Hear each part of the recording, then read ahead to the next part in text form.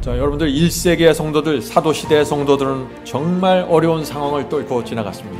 그렇죠? 그들은 정말 가난했고 늘 쫓겨다녔고 그들을 붙잡히면 화형대에 매달리기도 하고 짐승의 먹이로 던져지게 되었습니다. 근데 이 초대교인들이 그 엄청난 무서운 핍박을 어떻게 이겨냈을까요?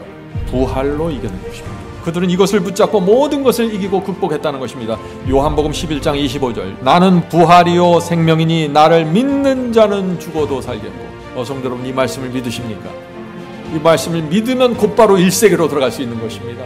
요새 VR이라는 기계가 나왔습니다. 그죠? VR 아시죠? 눈에 이렇게 탁 끼는 거. 이 VR은 컴퓨터 장치인데 저거를 탁 끼면은요 전혀 다른 세상을 보게 살게 돼요. 그리스도인들도 VR을 껴야 되는 것입니다. 말씀의 VR입니다. 말씀의 VR을 딱 쓰면 어떻게 돼요? 이 세상에 살지만은 세상에 속하지 않게 돼요. 전혀 다른 세상을 살게 되는 것입니다. 부활과 영생의 VR을 쓰세요. 놀라운 경험을 하게 됩니다.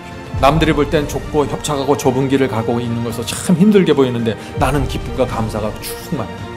부활과 영생의 VR을 껴서 있게 되는 것입니다. 이 말씀의 VR을 끼면은 팍팍한 인생에 짓눌리질 않아요. 놀라운 능력이 나오는 것입니다. 예언의 VR도 있어요. 여러분들 아세요? 다니엘과 요한계시록 공부해보세요. 예언의 VR을 딱 끼게 돼요. 그럼 어떻게 돼요? 이 세상에서 일어나는 재림의 징조들이 쫙 한눈에 들어오게 되는 것입니다. 그리고 지금의 어떤 시대인지 들여다보게 되고 준비하게 되고 그리스도의 재림을 위해서 살아가게 되는 것이에요. 오늘 말씀을 꼭 들어보시기 바랍니다. 안개처럼 사라지는 이 세상 보지 말고 영존하는 것을 보면서 사십시오. 말씀의 VR을 끼야 됩니다. 육의 눈 그대로 들고 살면은 다 악한 동무들이 와서 세상에 와서 다 끌어가 버립니다.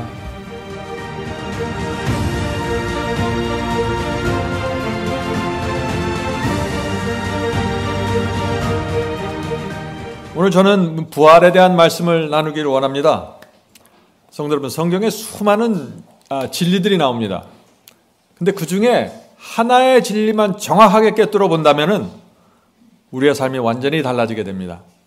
그 중에 하나가 오늘 우리가 나누려고 하는 부활입니다. 이 부활이 무엇이고 부활의 진리가 무엇인지 우리가 깨닫고 확신하게 되면은 우리의 삶은 완전히 달라지게 됩니다.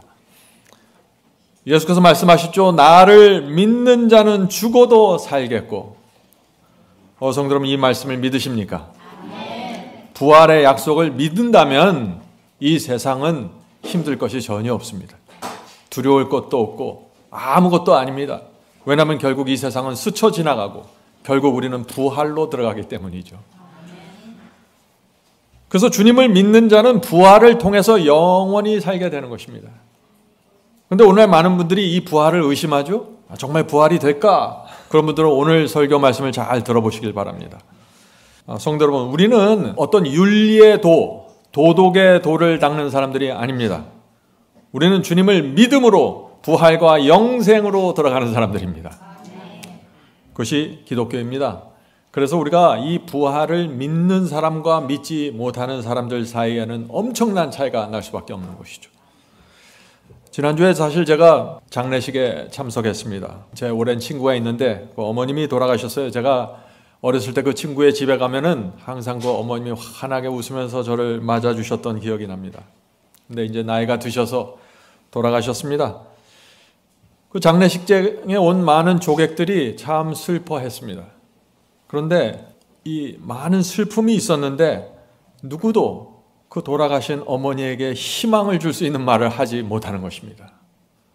인간은 그런 힘이 없습니다.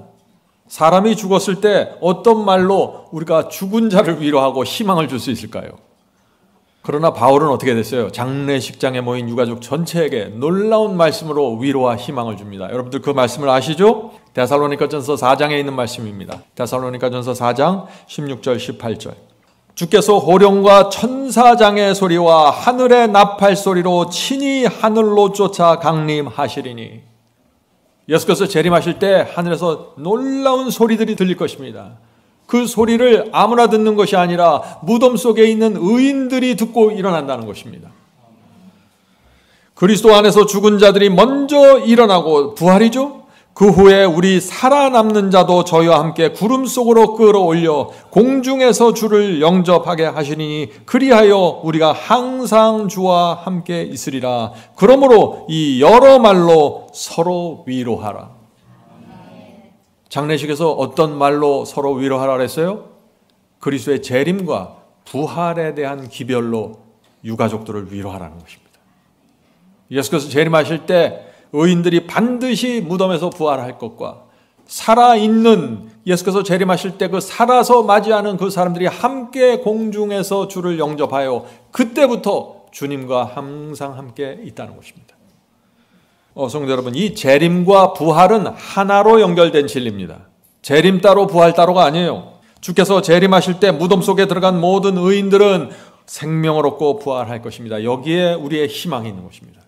그래서 우리가 이 세상을 살 때 어려운 일 있고 슬픈 일 있고 참 감당하기 어려운 일이 있어도 다 뚫고 지나가는 것입니다.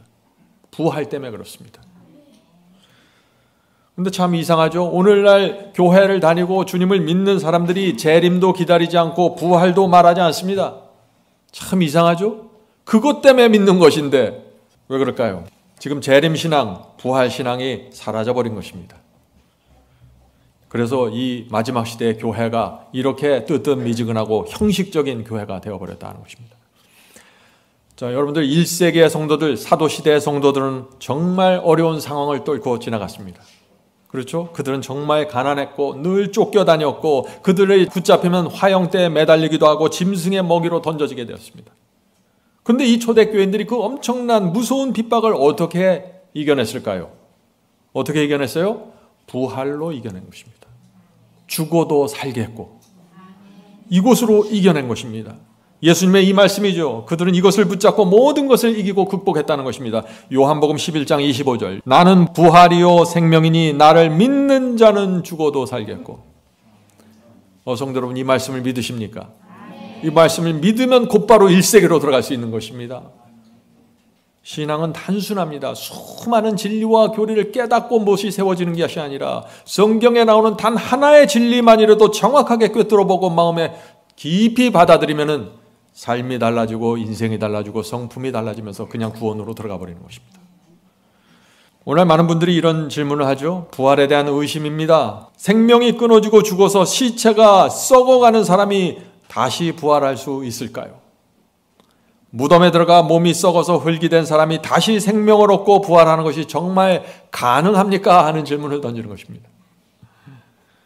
그렇습니다. 우리는 이런 모습을 우리 주변에서 늘 살펴보는 것입니다. 자연계에서 그 사실을 확인할 수 있죠. 농사 질 때 또 꽃을 키울 때 확인할 수 있습니다. 죽음이 무엇이고 부활이 무엇인지 우리가 늘 보면서 가는 것입니다. 밭에 씨를 뿌리죠. 밭에 씨를 뿌리고 흙으로 덮으면 어떻게 돼요? 한동안 조용합니다. 마치 완전히 잠들어서 죽은 것처럼 느낍니다. 제가 미국에서 농사를 질 때 항상 뿌릴 때마다 걱정이 됩니다. 이게 과연 나올까? 근데 며칠이 되면 어떻게 돼요? 생명이 돼서 씨가 썩으면서 생명이 나오면서 싹이 트는 것입니다. 하나님께서는 그런 천연계의 모습을 보면서 죽음과 부활을 믿으라고 하는 것입니다. 추운 겨울이 돼서 완전히 죽은 것처럼 보이죠? 풀과 나무들이. 그런데 봄이 되면 어떻게 돼요? 다시 살아납니다. 그래서 하나님께서 이 천연계를 통해서 죽음이 무엇이고 부활이 무엇인지를 우리에게 계속해서 교훈을 주시는 것입니다. 그래서 예수께서 죽음을 뭐라고 그래요? 잠잔다고 표현하신 것입니다. 잠자는 자는 아침이 되면 깨죠. 죽는 자는 반드시 깨어서 일어난다는 것입니다. 악인은 악인의 심판으로 일어나고 의인은 의인의 구원으로 영생으로 일어난다는 것입니다. 모든 사람은 일어난다는 것이 성경의 가르침입니다. 이 놀라운 진리를 우리가 마음 깊숙이 받으면 어떻게 돼요? 인생이 달라지죠. 누가 어떻게 살고 내가 어떻게 살고 다 필요 없는 문제들입니다. 오늘 그래서 우리가 부활을 살펴볼 때 성경에서 부활을 아주 정확하게 대표하는 하나의 장이 있습니다. 그 장이 무엇일까요? 고린도전서 15장입니다. 그래서 우리는 이 고린도전서 15장을 부활장이라고 부르는 것입니다. 부활장. 자, 이 바울이 고린도전서 15장에서 부활을 논리적으로 설명하는 이 말씀을 잘 우리가 살펴봐야 되는 것입니다. 그는 고린도전서 15장 2절에서 시작하면서 이 말씀을 합니다. 너희가 만일 나의 전한 그 말을 굳게 지키고 헛되이 믿지 아니하였으면 이로 말미암아 구원을 얻으리라. 자, 바울이 어떤 사람이 구원을 얻는다 그랬어요? 바울이 내가 너희에게 전한 그 복음, 그 원래의 복음을, 진리를 굳게 지키고 헛된 믿음으로 빠져나가지 않으면 어떻게 돼요? 구원받는다는 것입니다. 진리가 우리를 거룩해 하고 진리가 우리를 구원하는 것입니다.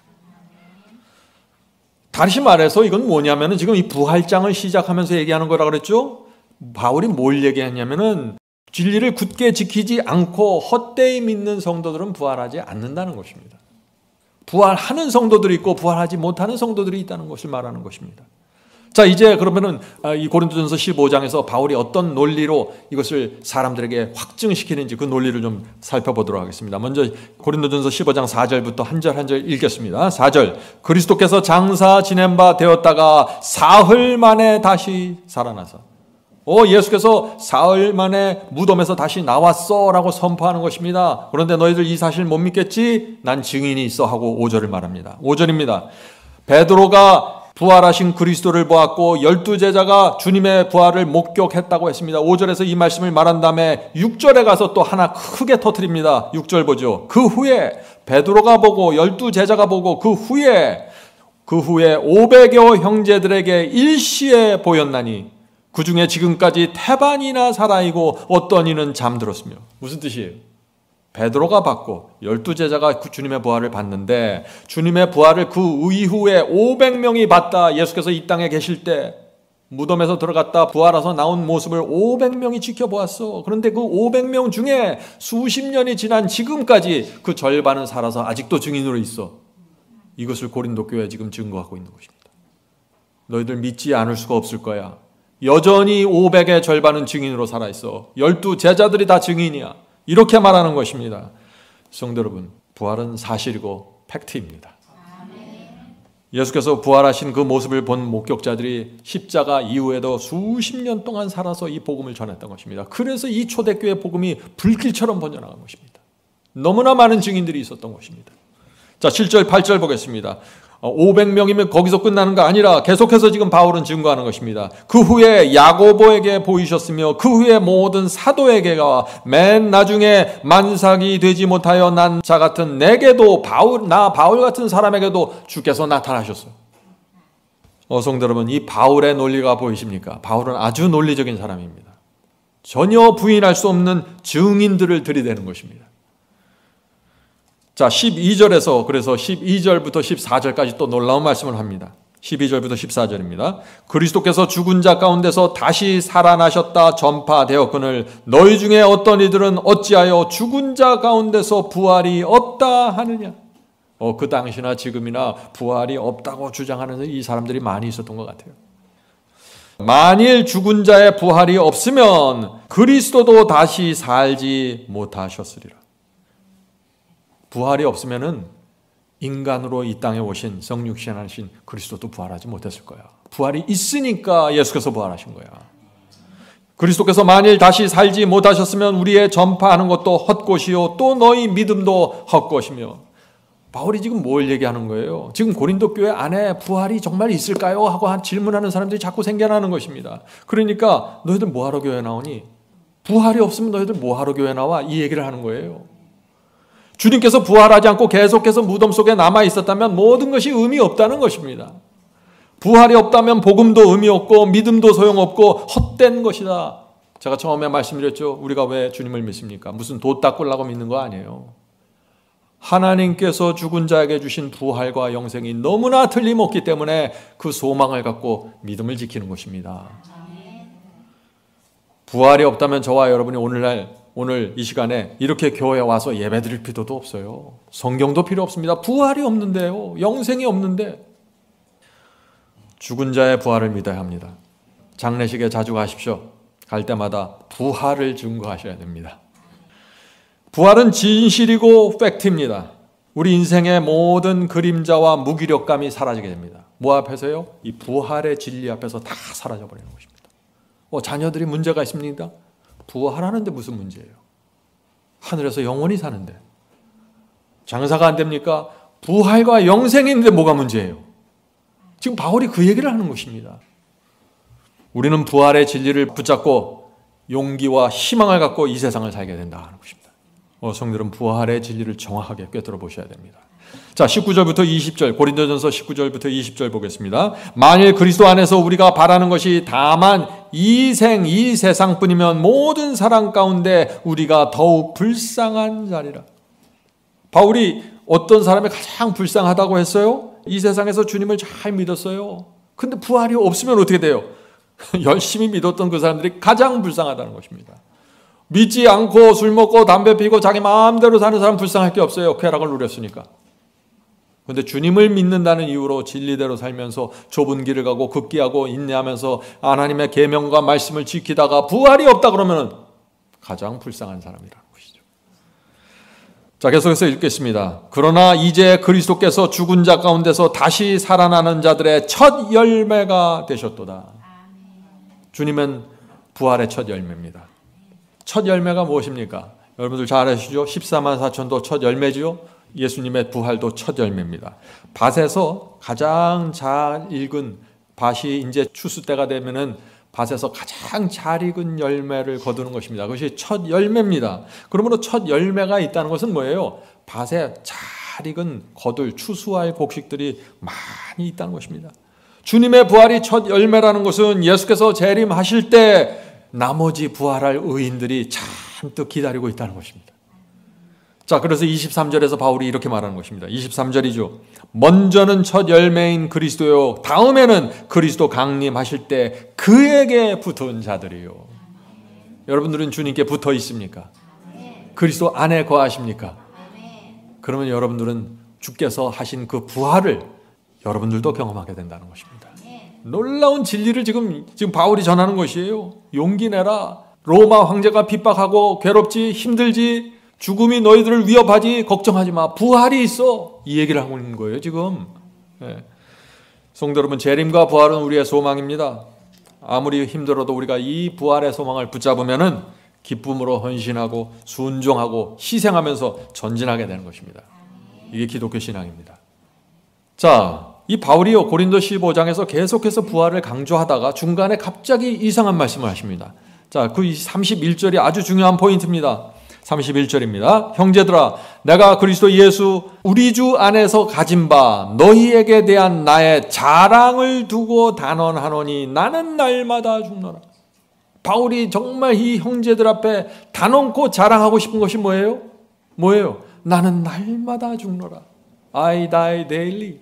나는 날마다 죽노라. 왜 그래요? 바울이 계속해서 이 부활을 강조하다가 나는 단언하노니 나는 날마다 죽노라 라고 했습니다.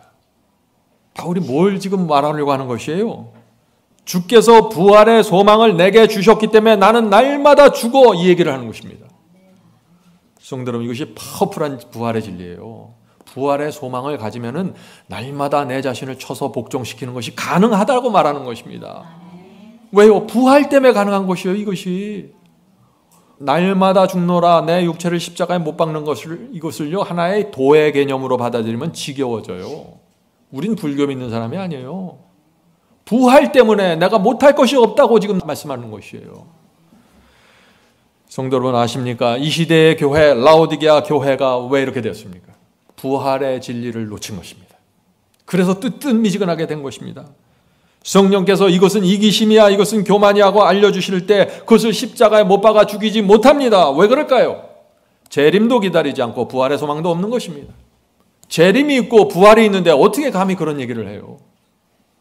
자, 32절 보겠습니다. 바울이 다시 놀라운 부활의 진리를 선포합니다. 내가 범인처럼 에베소에서 맹수로 더불어 싸웠으면, 이 말씀이 무슨 뜻입니까? 바울이 에베소에서 짐승과 붙잡고 싸웠다는 얘기예요? 그 얘기가 아니라 에베소에서 짐승처럼 잔인한 사람들에게 핍박받았다는 것입니다. 복음을 전하다가, 복음을 전하기 위해서 무서운 투쟁을 에베소에서 겪었다는 것이죠. 에베소에서 맹수로 더불어 싸웠으면 내게 무슨 유익이 있느냐? 내가 그렇게 복음을 위해서 이 맹수 같은 인간들과 싸운 것이 무슨 의미가 있겠느냐? 죽은 자가 다시 살지 못하면, 부활이 없다면 나의 이런 투쟁과 나의 이런 희생과 내가 옥에 갇힌 이런 모든 것들이 무슨 의미가 있겠니? 하고 말씀하는 것이죠. 죽은 자가 다시 살지 못하면 내일 죽을 터이니 먹고 마시자 하리라. 오늘 세상 사람들이 왜 내일 죽자 하고 먹고 마십니까? 부활과 영생과 재림이 없기 때문입니다. 그 마음속에. 그리스도인들도 마찬가지라는 것입니다. 아무리 주님을 믿고 교회 평생 다녀도 그 마음속에 재림에 대한 소망과 부활에 대한 소망이 없으면 어떻게 돼요? 그냥 힘없이 교회만 다니는 거예요, 형식적으로. 그리고 어떻게 맨날 우리가 내 자신을 부인하고 십자가를 질 수 있나요? 그것이 어떻게 가능합니까? 맨날 이 얘기만 하는 거예요. 부활을 바라봐야 되는 것입니다. 부활 신앙으로 깊이 들어가는 순간 모든 문제가 해결되어 버린다는 것이 바울의 논증입니다. 자, 질문 드립니다. 여러분들이 이제 이 질문에 대답하실 수 있을 것입니다. 1세기 초대교회는 로마 황제의 무서운 핍박 속에서 놀라운 속도로 성장했습니다. 그렇죠? 그들은 가난과 죽음을 두려워하지 않았습니다. 무엇이 그들의 강력한 동력이 되었을까요? 네, 부활입니다. 십자가 복음과 부활 이거 하나 갖고 끝을 내버린 것입니다. 죽기까지 충성하는 자는 반드시 부활한다는 이 진리를 붙잡고 사람들이 두려움 없이 복음을 전했던 것입니다. 성도 여러분, 우리 교회가 이곳으로 들어가야 되는 것입니다. 여러분의 인생의 모든 문제들, 신앙의 모든 고민들이 이 부활 신앙 안에서 완전히 해결이 되어버립니다. 오늘날 라오디아 교회를 뒤덮고 있는 이 뜨뜻 미지근한 신앙, 원인이 무엇입니까? 재림의 신앙, 부활의 신앙이 강력한 소망이 마음에 없어요. 그래서 자꾸 끌려가는 것입니다. 자, 히브리서 11장이 뭐죠? 믿음장입니다. 고린도전서 15장은 부활장이죠? 히브리서 11장은 믿음장입니다. 믿음장에는 뭐가 나와요? 구약시대 핍박과 고통을 뚫고 승리한 성도들의 모습이 나옵니다. 자, 그 모습을 보죠. 히브리서 11장 36절부터 38절입니다. 어떤 이들은 희롱과 채찍질 뿐 아니라 결박과 옥에 갇히는 시험도 받았으며 돌로 치는 것과 톱으로 켜는 것과 시험과 칼에 죽는 것을 당하고 양과 염소의 가죽을 입고 유리하여 궁핍과 환난과 학대를 받았으니 이런 사람은 세상이 감당치 못하도다. 저희가 광야와 산중과 암혈과 토굴에 유리하였느니라. 구약시대 성도들이 이런 엄청난 핍박과 고난을 통과하면서도 신앙을 유지하고 믿음을 지켰다는 것입니다. 성도 여러분, 어떻게 이런 신앙이 가능할까요? 하나님께서 이들에게 부활과 영생을 약속해 주셨기 때문이라는 것입니다. 그렇잖아요. 구약시대에도 성도들은 부활에 대한 약속을 붙잡고 죽기까지 충성했습니다. 매 시대마다 하나님 앞에 나가서 모든 것을 바치는 성도들은 부활과 영생이라는 하나님의 약속을 믿고 통과하는 것입니다. 지금 이 시대도 마찬가지입니다. 지금 핍박이 없죠. 지금 죽음에 대한 위협이 없죠. 지금도 마찬가지라는 것입니다. 여기서 강력한 드라이버가 나오는 것입니다. 부활과 재림에 대한 소망에서 말이죠. 자, 고린도전서 15장 부활장 정말 중요한 말씀입니다. 자, 바울이 부활 신앙을 계속해서 어떻게 세우는지 잘 보세요. 33절 34절입니다. 부활을 계속해서 얘기합니다. 그러다가 내가 다놓고 말하노니 나는 날마다 죽노라고 말합니다. 그리고 33절 34절에서 속지 말라. 악한 동무들은 선한 행실을 더럽히나니. 성도 여러분, 악한 동무들이 있습니다. 악한 동무들에게 속지 마세요. 악한 동무들은 막 때리고 핍박하는 이 악한 동무가 아니에요. 친한데 악으로 유인하는 것입니다. 여러분과 가까이 있는데 계명을 범하도록 유인하는 것입니다. 그것을 분별해야 돼요. 속지 몰라 악한 동무들은 선한 행실을 더럽히나니. 이 악한 동무들과 사귀면은요, 죄와 이기심으로 자꾸 들어가게 되고 부활이 없게 되는 것입니다. 지금 바울이 그걸 말하는 거예요. 자꾸 말씀에 불순종하게 되고 죄를 범하게 돼서 부활을 잃어버리게 된다. 그 말씀을 하는 거예요. 지금 고린도전서 15장은 부활장이라고 그랬죠. 부활의 소망이 우리 마음속에 있다면은 친한 친구라도 나에게 악으로 유혹하면은 물리쳐야 되는 것입니다. 34절 보겠습니다. 깨어 의를 행하고 죄를 짓지 말라. 하나님을 알지 못하는 자가 있기로. 무슨 말씀이에요? 깨어서 의를 행하지 않고 죄를 짓는 삶을 살면은 그런 사람은 어떻게 해요? 하나님을 알지 못하는 사람이다. 악한 동무야. 그 얘기하는 거예요. 부활의 소망이 없다는 것입니다. 계속해서 읽어보죠. 하나님을 알지 못하는 자가 있기로 내가 너희를 부끄럽게 하기 위하여 말하노라. 이 고린도 교회에 악한 동무들을 사귀는 사람들이 있었나 봐요. 그렇죠? 성도 여러분, 이 바울은 승리의 복음을 믿었던 사람입니다. 그래서 영적으로 깨어 있으라고 하고 의를 행하라고 하고 죄를 짓지 말라고 호소하는 것입니다.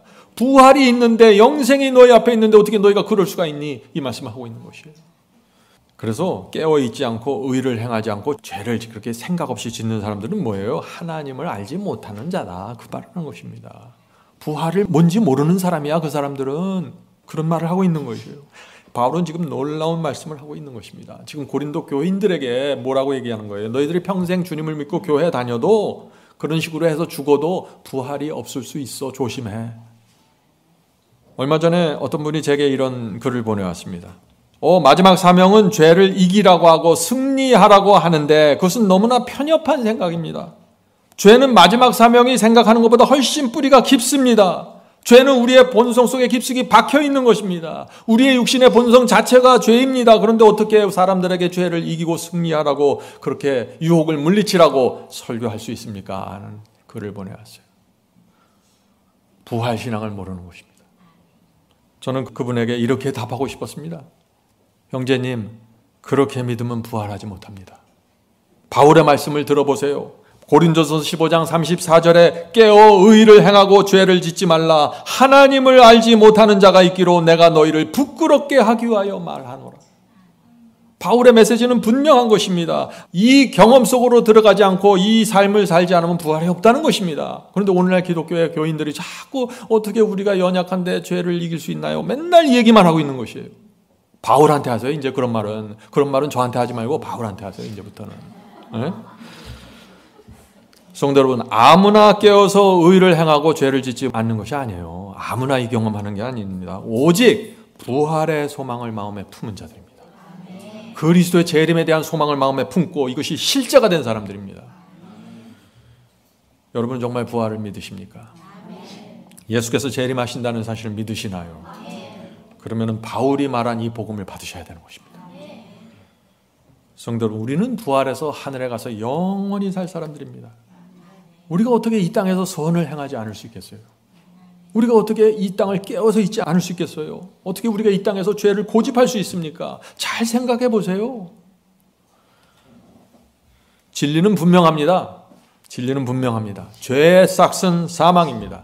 무슨 뜻이에요? 죄는 우리를 부활과 영생으로부터 분리시킨다는 것입니다. 죄의 싹은 사망이기 때문에 진리는 아주 단순한 것입니다. 주님의 뜻이 무엇인지 알고 성령께서 우리 양심 속에 그 죄를 버리라고 하시는데 순복하지 않고 죄를 고집하면 어떻게 돼요? 영생과 부활에서 분리된다는 것입니다. 당연하지 않겠어요? 원수를 사랑하지 않으면 부활이 없다는 것입니다. 제가 굉장히 강력한 얘기를 하는 것 같죠? 그것이 성경의 진리예요. 다른 사람을 무너뜨리려고 은근히 거짓 소문을 퍼뜨리는 분들, 부활이 없다는 것입니다. 순수한 마음, 깨끗한 마음으로 살아야 된다는 것입니다.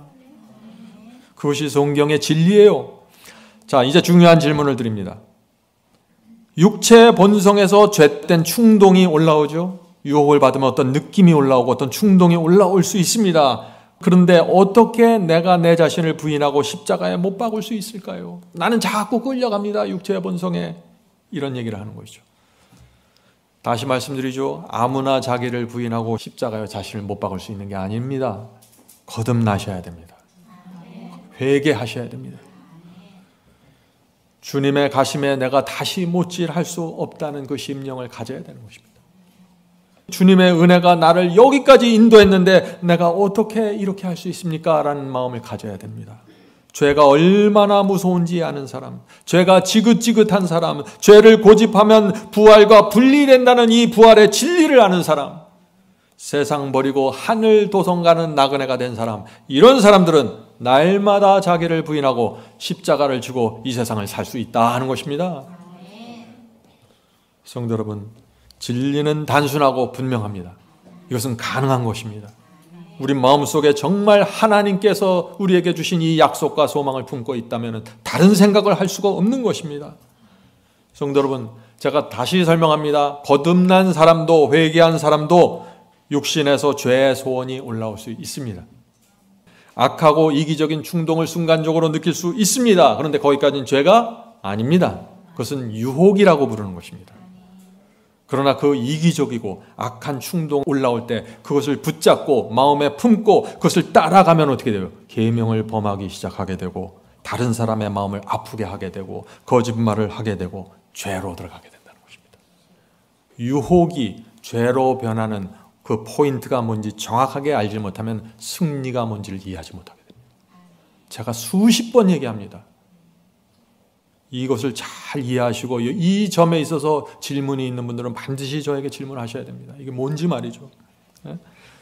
육체의 욕망, 육체에서 올라오는 악하고 이기적인 그 욕망을 십자가에 못 박지 않으면 어떻게 돼요? 도적질하게 되고 사기치게 되고 거짓말하게 되는 것입니다.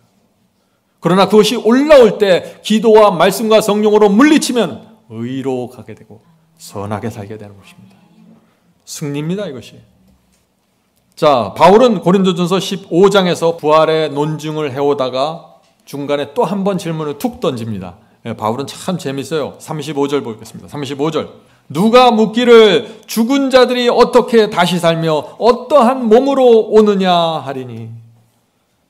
성도 여러분, 죽은 자들이, 무덤 속에 들어간 자들이 어떻게 다시 부활할 수 있습니까? 라고 바울이 한번 질문해 주죠. 너희들 이런 질문 갖고 있지? 하고 물어보는 것입니다. 바울이 어떻게 대답합니까? 36절에서 대답합니다. 어리석은 자요, 너의 뿌리는 씨가 죽지 않으면 살아나지 못하겠고. 자, 부활의 진리가 무엇입니까? 씨가 죽어야만 부활한다는 것입니다. 씨를 뿌리면 그 씨가 죽어야 합니다. 땅속에 들어가서 썩어서 죽어야 돼요. 그래야 생명을 얻고 이삭이 올라오는 것입니다. 싹이 올라오는 것이에요. 우리도 마찬가지라는 것입니다. 내가 죽고 자아가 죽어야 부활이 있는 것입니다. 그래야 새 마음이 생기는 것입니다. 그리스도의 반석에 떨어져 깨어져야 됩니다. 죽지 않는 그리스도에는 부활이 없는 것입니다. 아무리 오래 다녀도 죽지 않으면 부활은 없다는 것입니다. 바울의 논증은 분명합니다. 이기심, 미움, 교만, 욕심이 올라올 때 그것을 십자가에 못 박아 죽여야만 새 생명으로 내 마음이 부활하게 된다는 것입니다. 죽은 자만 부활한다. 이것이 부활신앙입니다. 자, 성도 여러분, 바울이 말하는 부활의 진리 우리가 잘 보아야 되죠. 고린도전서 15장 40절로 가겠습니다. 고린도전서 15장. 우린 지금 고린도전서 15장을 계속해서 봅니다. 40절입니다. 하늘에 속한 형체도 있고 땅에 속한 형체도 있으나 하늘에 속한 자의 영광이 따로 있고 땅에 속한 자의 영광이 따로 있으니. 바울이 뭘 얘기하는 거예요? 하늘에 속한 형체들이 있고 땅에 속한 형체가 있다는 것입니다. 우리 속에 땅에 속한 형체들을 제거하라는 것이에요.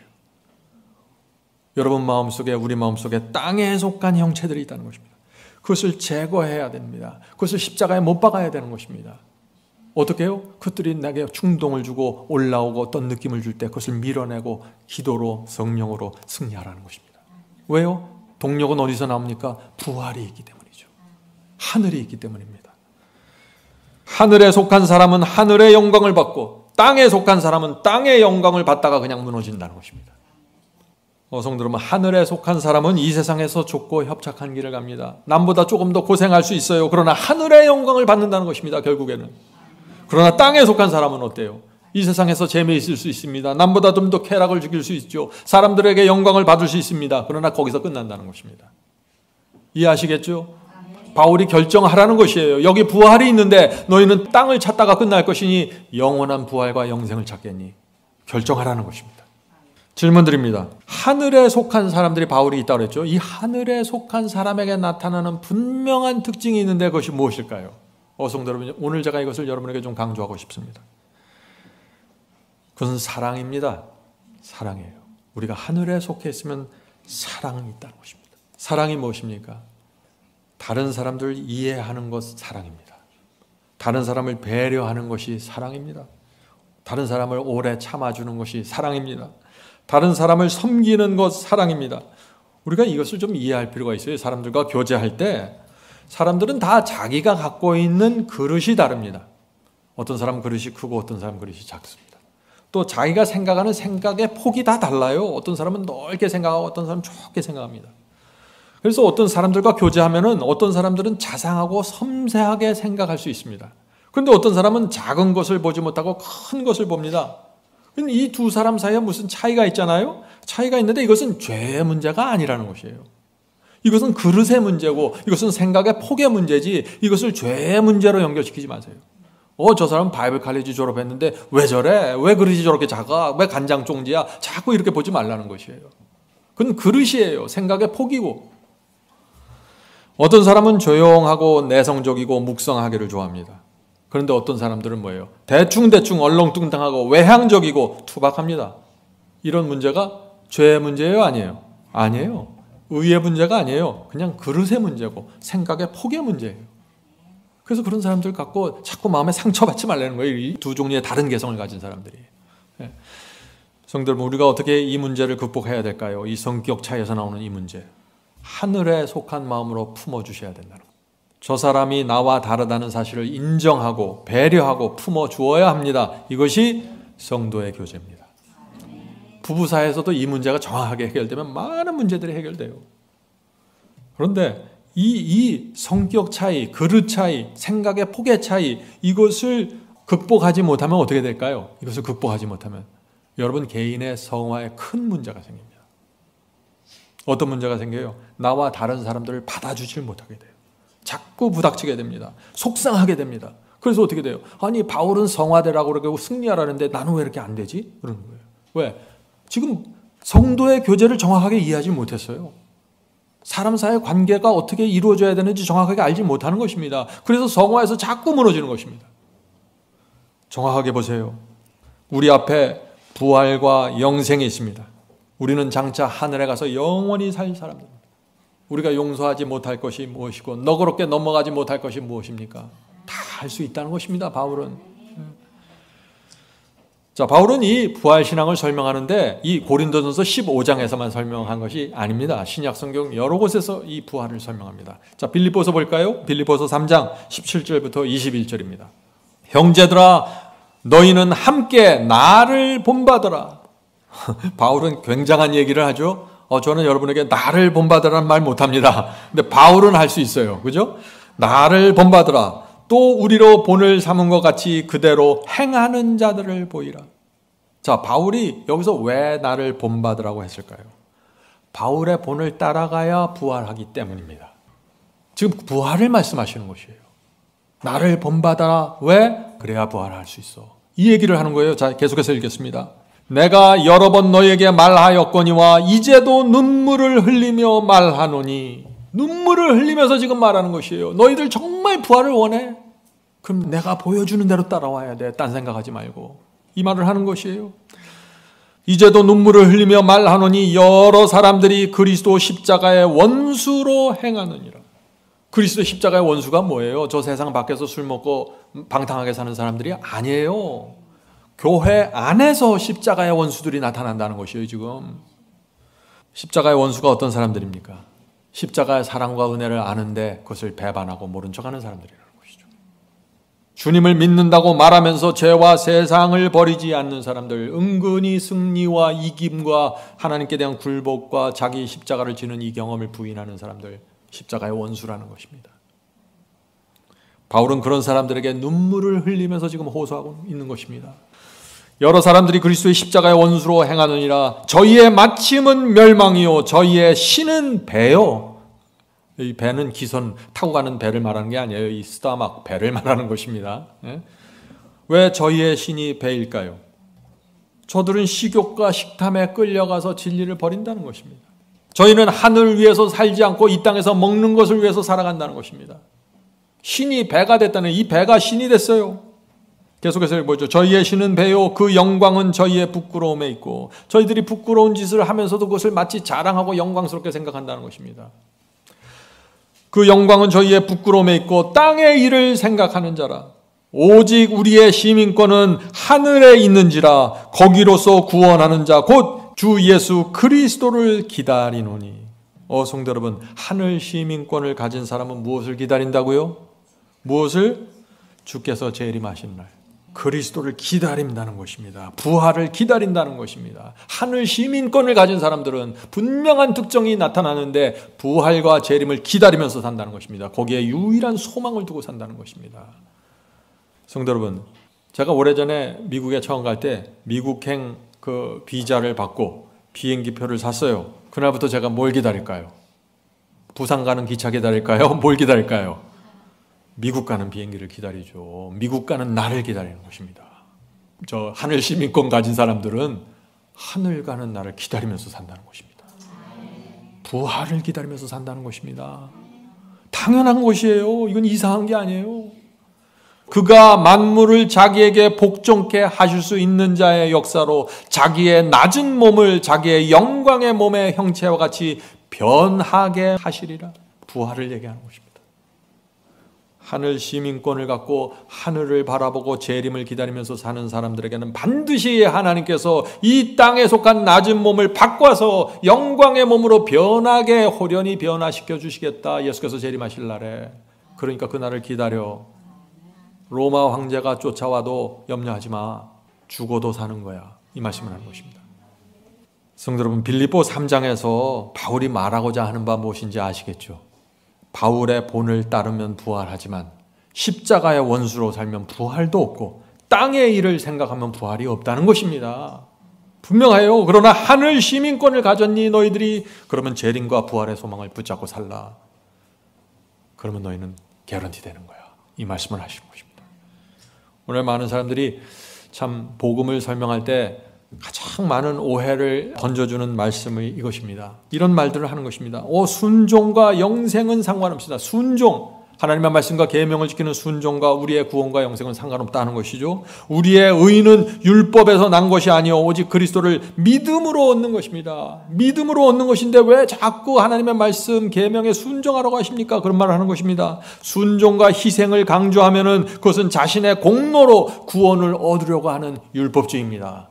이 질문이 오늘날 기독교에 굉장히 많이 돌아다닙니다. 오늘 많은 사람들이 왜 이런 말을 할까요? 바울의 말씀을 문맥으로 보지 않고 문장을 뽑아서 그래요. 문맥 전체를 보세요. 이 말씀이 어디 나오냐면 빌립보서 3장에 나옵니다. 이 부활을 말하면서 이 말이 나와요. 빌립보서 3장 7절부터 9절 보겠습니다. 그러나 무엇이든지 내게 유익하던 것을 내가 그리스도를 위하여 다 해로 여길 뿐더러. 바울이 자신의 경험을 얘기하는 것입니다. 또 모든 것을 해로 여기면 내 주 그리스도를 아는 지식이 가장 고상함을 인함이라. 내가 바리새인으로 살 때 내가 바리새인으로서 이것도 중요하고 내 학벌도 중요하고 명예도 중요하고 다 중요한 줄 알았는데 내가 그리스도 예수를 아는 지식을 갖고 나니까 나머지는 아무것도 아니었구나 깨달았다는 것입니다. 지식이 가장 고상함을 인함이라. 내가 그를 위하여 주님을 위하여 모든 것을 잃어버리고 배설물로 여김은 그리스도를 얻고 그 안에서 발견되려 하려 함이니. 바울이 모든 것을 버렸을 때 아까워하는 마음으로 이거 버려야 돼, 이거 버려야지 구원받지, 이게 아니라 배설물처럼 버렸다는 거죠. 배설물 뭐예요? 만지기도 싫죠? 네? 가까이 가기도 싫죠? 냄새나니까 그렇게 버렸다는 것입니다. 어떻게 이렇게 버릴 수 있을까요? 부활과 영생을 보았기 때문입니다. 그리스도의 사랑과 희생을 보았기 때문입니다. 그래서 다 버리는 것입니다. 배설물처럼 말이죠. 배설물로 여기면 그리스도를 얻고 그 안에서 발견되려 함이니. 9절입니다. 내가 가진 의는, 잘 보세요. 이 말을 한 다음에 믿음으로 의롭게 된다는 말을 하는 거예요. 9절. 내가 가진 의는 율법에서 난 것이 아니요 오직 그리스도를 믿음으로 말미암는 것이니 곧 믿음으로 하나님께로서 난 의라. 무슨 말이에요? 결국 바울이 내가 전에는 바리새인이었을 때 내가 율법으로 의를 얻고자 애를 썼는데 다 실패했어. 그런데 내가 주님을 알고 나니까, 그리스도의 사랑과 희생을 알고 나니까, 그분의 위대함을 알고 나니까 아무것도 아니야. 그런 것들이 배설물처럼 난 다 버렸어. 오직 그리스도의 사랑과 희생과 그분의 공로, 그를 믿는 믿음으로 나는 의로워질 수 있어. 그 그리스도를 믿음으로 내 마음속에 있던 세상에 속한 것들을 다 배설물처럼 버리게 됐다는 것입니다. 성도 여러분, 우리는 돛 닦는 사람들이 아닙니다. 하기 싫은 걸 억지로 들어가서 냉수 목욕하는 사람들 아니에요. 우리는 그리스도께 반한 사람들입니다. 그리스도께 붙잡힌 사람들이에요. 그래서 모든 것을, 이 땅에 속한 것을 내려놓고 하늘에 속한 것을 바라보면서 가는 사람들이, 이것이 복음입니다. 승리의 복음이에요. 자, 계속해서 이 빌립보서 3장의 10절, 이어지는 10절이죠. 10절부터 14절을 읽겠습니다. 그런 다음에 부활을 얘기하는 것입니다. 이 경험을 한 사람들에게 부활의 권능이 들어간다는 얘기죠. 내가 그리스도와 그 부활의 권능과 그 고난에 참여함을 알려 하여. 자, 믿음으로 말미암아 의롭게 되었다는 말씀을 9절에서 했죠. 그리고 10절에 와서 부활의 권능을 받게 된다는 것입니다. 믿음으로 의롭게 된 사람들이 부활의 권능을 받게 되고 주께서 받으셨던 그 고난에도 참여할 수 있게 된다는 것입니다. 성도 여러분, 이 부활의 권능을 받는다는 것이 무엇이에요? 앞에서 계속해서 나온 그 논리 속에서 이해되는 것입니다. 주님의 사랑과 희생이 무엇인지 알면은 모든 것을 배설물처럼 버리게 되고 믿음으로 의롭게 되는 것이기 때문에 이런 사람들의 마음속에 부활의 씨가 생긴다는 것입니다. 부활의 씨가 생긴다는 것입니다. 그 부활의 씨를 받은 상태에서 죽으면은, 무덤 속에 들어가면은 예수께서 재림하실 때 반드시 영생할 수 있는 몸으로 부활하게 된다는 것입니다. 부활의 권능을 지금 받는 것입니다. 부활의 씨를 마음에 받는 것입니다. 뭘 통해서요? 믿음으로 말미암는 의를 통해서 말이죠. 이 내적인 경험을 통해서 부활의 씨를 받게 되는 것입니다. 그래서 예수께서 재림하실 때 그 부활의 씨를 마음에 품고 무덤 속에 들어가는 의인들을 예수께서 오셔서 불러 일으키시는 것입니다. 성도 여러분, 이것이 부활의 진리입니다. 잘 보세요. 부활의 권능과 그 고난에 참여함을 알려하여 그의 죽으심을 본받아. 그렇죠? 부활의 씨를 마음에 품은 사람은 주님의 죽으심을 본받는 것입니다. 날마다 자기 자신을 부인하면서 죽이면서 살아간다는 것입니다. 예수님의 죽으심처럼 그의 죽으심을 본받아 어찌하든지 죽은 자 가운데서 부활에 이르려 하노니. 12절, 내가 이미 얻었다 함도 아니요 온전히 이루었다 함도 아니라 오직 내가 그리스도 예수께 잡힌 바 된 그것을 잡으려고 쫓아가노라. 형제들아, 나는 아직 내가 잡은 줄로 여기지 아니하고 오직 한 일즉 뒤에 있는 것은 다 잊어버리고 앞에 있는 것을 잡으려고 표대를 향하여 그리스도 예수 안에서 하나님이 위에서 부르신 부름의 상을 위하여 쫓아가노라. 성도 여러분, 바울이 여기서 무슨 얘기를 하고 있어요? 나는 이미 얻었다 함도 아니요 온전히 이루었다 함도 아니야. 앞에 있는 저 표대를 향하여 계속해서 나는 나가고 있어. 어떤 신앙입니까? 부활을 바라보면서 가는 것입니다. 그리스도의 희생과 사랑을 아는 사람은 그리스도께 붙잡힌 바 된다는 것입니다. 그래서 인생에 어떤 일이 있어도 포기하지 않고 좌절하지 않고 계속해서 표대를 향해서 나간다는 것입니다. 이런 사람들이 마음의 부활의 씨를 품고 사는 사람들이에요. 부활을 바라보면서 가는 사람들이에요. 그런 사람들 마음에 부활의 씨가 떨어진다는 것입니다. 성도 여러분, 이 그리스도인의 신앙, 좁은 길 가는 신앙, 나를 부인하는 신앙, 억지로 지겹게 십자가에 못 박는 거 아니에요. 오해하면 큰일입니다. 기쁨으로 못 박는 거예요. 어떻게 기쁠 수가 있어요? 내 자신을 못 박는데. 부활 때문에 그런 것이에요. 영생 때문에 그런 것입니다. 많은 분들이 이런 질문을 합니다. 어떻게 자아가 죽고 죄와 세상을 버리는 것이 가능합니까? 저한테는 왜 이런 질문만 하는지 모르겠어요, 사람들이. 자꾸 이런 질문만 해요. 그것이 어떻게 가능합니까? 참, 우리는 아담으로부터 타락한 본성을 물려받았고 죄를 지을 수밖에 없는 존재들인데 어떻게 우리가 죄와 유혹을 승리할 수 있습니까? 어떻게 대답해야 돼요, 이제? 저는 여기서 좀 다른 각도로 설명드리겠습니다. 똑같은 말만 자꾸 하면 지루하겠죠? 요새 VR이라는 기계가 나왔습니다. 그죠? VR 아시죠? 눈에 이렇게 탁 끼는 거. 눈에 VR을 껴야 돼요. 맨눈으로 다니면 다 휩쓸려 버려요. 이 VR은 저 눈에 저렇게 인터넷 그 컴퓨터 장치인데 저거를 딱 끼면은요 전혀 다른 세상을 보게 살게 돼요. VR을 눈에 끼면은 서울에 살지만 파리 시내를 자기가 걸어 다니는 것처럼 느끼게 됩니다. 네, 그 저 눈 안경에서 파리 시내 환경이 3차원으로 펼쳐지기 때문에.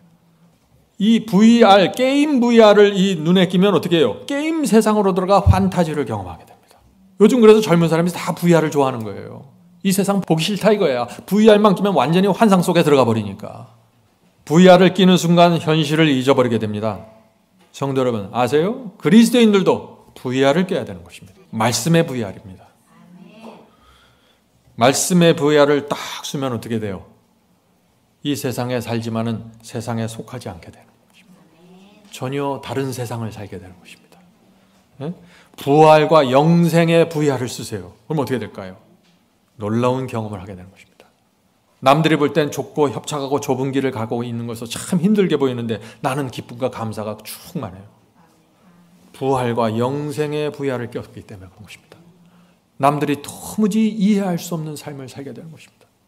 VR, 말씀에 VR을 낀 사람과 안 낀 사람에는 전혀 서로가 이해하지 못하는 것입니다. 그래서 핍박하고 괴롭히고 이해하지 못하는 것이죠. 이 말씀에 VR을 끼면은 팍팍한 인생에 짓눌리질 않아요. 놀라운 능력이 나오는 것입니다. 예언의 VR도 있어요. 여러분들 아세요? 예언의 VR. 여러분들 다니엘과 요한계시록 공부해 보세요. 예언의 VR을 딱 끼게 돼요. 그럼 어떻게 돼요? 이 세상에서 일어나는 재림의 징조들이 쫙 한눈에 들어오게 되는 것입니다. 그러면 지금의 어떤 시대인지 들여다보게 되고 준비하게 되고 그리스도의 재림을 위해서 살아가게 되는 것이에요. 근데 주변 사람들은 몰라요. 그게 뭔지 안 꼈어요. 예언의 VR을 안 꼈어요. 그래서 그런 거예요. 안개처럼 사라지는 이 세상 보지 말고 영존하는 것을 보면서 사십시오. 말씀에 VR을 끼야 됩니다. 육의 눈 그대로 들고 살면은 다 악한 동무들이 와서 세상에 와서 다 끌어가 버립니다. 성도 여러분, 이 사탄이 우는 사자처럼 돌아다닙니다. 그죠? 하나님만 계신 게 아니에요. 이 세상에 하나님과 천사들만 있는 게 아니에요. 사탄과 악령들이 우는 사자처럼 돌아다닙니다. 성도들이 그래서 이 말씀에 VR을 끼고 확고하게 충성하는 신앙으로 가지 못하면 끊임없이 유혹을 당하고 괴롭힘을 당하게 되어 있어요. 어떻게 해야 될까요? 진리의 VR을 정확하게 쓰셔야 됩니다. 진리와 성령으로 눈의 안약을 바르십시오. 그러면 다니엘과 세 친구처럼 풀무불도 들어가게 되고 사자굴도 들어가게 되는 것이에요. VR 안 끼면 못 들어가요. 말씀에 VR을 껴야 이게 가능한 거예요. 이해하시겠죠? 네. 하나님께서 그런 성도들을 붙잡고 복음을 전하시는 것입니다. 자, 이제 이 고린도서 15장 마지막을 보죠. 바울이 부활장을 써 내려가다가 맨 마지막 성경절 2절에서 무엇을 얘기할까요? 승리하라고 말하는 것입니다. 부활하고 싶어? 부활해야 된다. 그러면 우리가 승리해야 돼. 이 결론을 내리는 것입니다. 그것이 부활장입니다. 자, 고린도전서 15장 57절 58절입니다. 우리 주 예수 그리스도로 말미암아 우리에게 이김을 주시는 하나님께 감사. 성도들은 우리 힘으로 승리하는 것이 아니에요. 여기 말씀하셨잖아요. 예수 그리스도를 통해서 이김을 받게 된다. 그래서 하나님께 감사하게 되는 것이에요. 어떻게 예수 그리스도를 통해서 우리가 이김과 승리를 받습니까? 그분의 사랑과 그분의 자비를 보고 그분의 인도하심을 보니까 다른 생각할 수 없어. 감사합니다, 주여. 저에게 이김을 주시는 하나님께 감사합니다. 이런 간증을 하게 된다는 것입니다. 성도 여러분, 어려우십니까? 주님의 사랑과 희생을 계속 묵상하십시오. 거기서 이김이 나오는 것입니다. 주님의 사랑과 희생과 그분의 예언과 그분의 말씀의 능력과 그분의 복음을 깊이 묵상하면 자연히 VR이 딱 들어가게 돼요, 눈에. 그럼 딴 생각 안 하고 살게 돼요. 아주 단순하게 살게 되는 것입니다. 자, 마지막 절입니다. 58절. 그러므로는 뭐예요? 결론을 내릴 때 쓰는 말이죠. 그러므로 내 사랑하는 형제들아, 견고하며 흔들리지 말며 항상 주의 일에 더욱 힘쓰는 자들이 되라. 이는 너희의 수고가 주 안에서 헛되지 않은 줄을 알미니라. 영생과 부활이 개런티돼서 준비되어 있어. 힘써라. 더욱 힘써라. 너희 수고가 반드시 열매를 맺게 될 거야. 이 얘기를 하는 것이에요. 견고하며 흔들리지 말라. 성도 여러분, 1세기에 이 사도가 가장 염려했던 것은 뭔지 아세요? 이 복음을 받아들인 성도들이 흔들리는 것입니다. 견고하게 쓰지 못하는 것을 늘 염려했어요. 왜요? 이 사탄의 대리자들이 계속해서 잡아대고 흔들어대니까. 그래서 여기서 흔들리지 않으려면 어떻게 해야 돼? 부활이야. 영생이 있어. 이것을 너희가 계속해서 바라보는 한 흔들리지 않을 거야. 그 말씀을 하는 것이죠. 부활의 소망을 가슴에 품고 사십시다. 영원히 하늘에서 살 수 있는 기회가 펼쳐져 있는데 어려운 것이 무엇이고 안 되는 것이 또 뭐예요 도대체? 없어요. 성도 여러분, 어떤 사람들이 부활하고 어떤 사람들이 부활하지 못하는지 정확하게 아시겠죠? 네.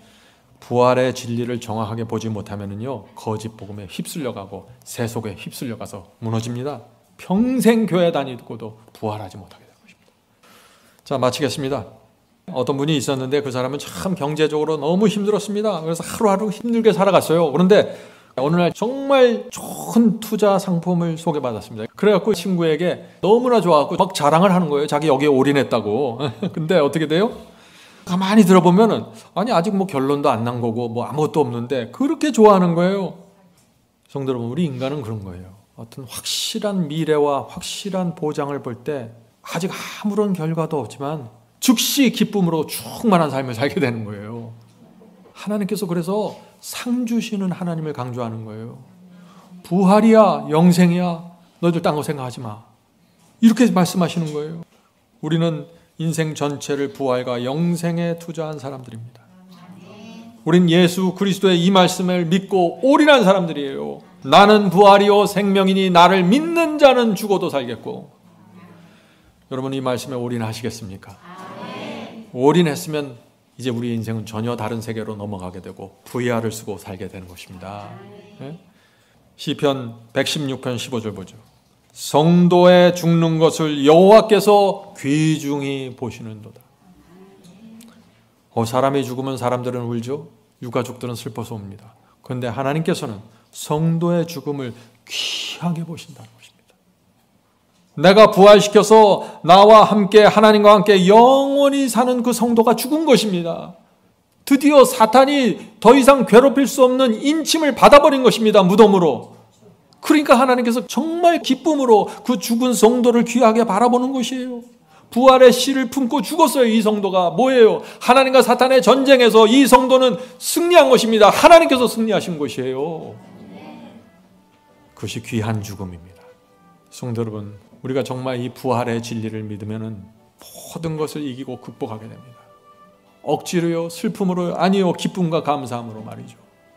인생의 모든 고달픔이 사라집니다. 엄청난 이 능력 있는 파워를 받게 되는 것이에요. 이제부터 부활과 영생을 믿고 기대하는 사람처럼 사십시다. 우리에게 이김을 주시는 하나님께 감사하십시다. 견고하며 흔들리지 말고 항상 주의 일에 더욱 힘쓰는 자들이 됩시다. 우리의 수고와 헌신이 헛되지 않게 하십시다. 성령께서 우리를 이 참 부활의 진리로 인도해 주시길 제가 간절히 바랍니다.